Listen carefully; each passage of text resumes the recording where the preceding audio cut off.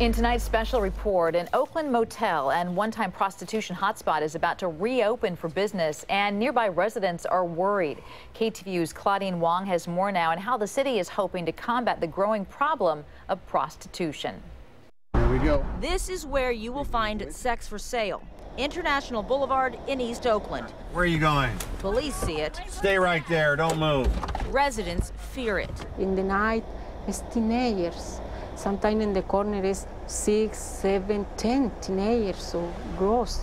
But customers know exactly where to find it. Are there ones that you know on the strip that you can go to? This is a common hotel, this one here. There have been crackdowns and efforts to hold people accountable. Has the problem gotten better?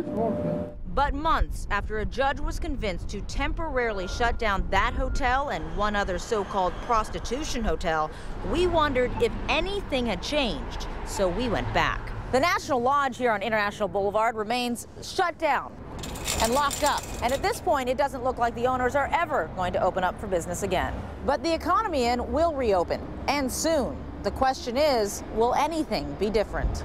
Months later, some things are the same. Residents say they are still scared. So scared of retaliation, they wouldn't show their faces on camera for this interview. I don't want the girl when they know me the face and then I'm get trouble. Sometimes I go out. And some things are different. They are actually worse. Police say the problem is at a 5-year high. Half the prostitutes there are locals who start on the street on average at just 13 years old.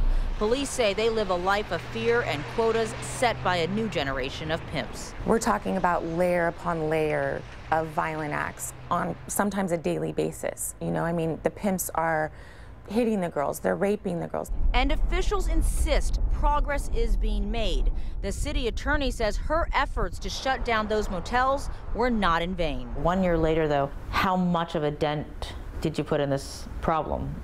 I think it's insignificant. I mean, if it saved one child. She says this was about holding people accountable, one business at a time, and says that goal was reached. She says those hotel owners turned a blind eye to rapes, kidnappings, and beatings at their hotels. Attorney Dan Horowitz represents the owner of the Economy Inn. They say he's not doing enough to make sure that he's not part of the problem, but part of a solution. Yeah, they're liars. All of the evidence in the case showed that maybe they didn't very actively screen people saying, what are you going to do in our rooms?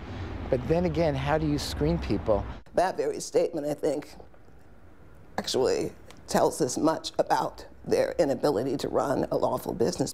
In the coming weeks, Parker says there will be differences you can see. The Economy Inn will open under court supervision and with specific safety changes. IDs. And police say there are efforts you can't see, like the new police training on victim identification and the $200,000 grant that will fund overtime and community outreach. You know exactly what's happening.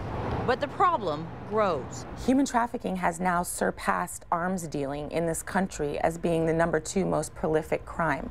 And when you live along International Boulevard, it is hard to see life without the fear. Do you think they would hurt you?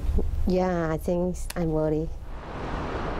But residents say they fight that fear because life here isn't just about prostitutes and pimps. It's also about family. It's about home. And they will always fight for that. In Oakland, Claudine Wong, KTVU, Channel 2 News.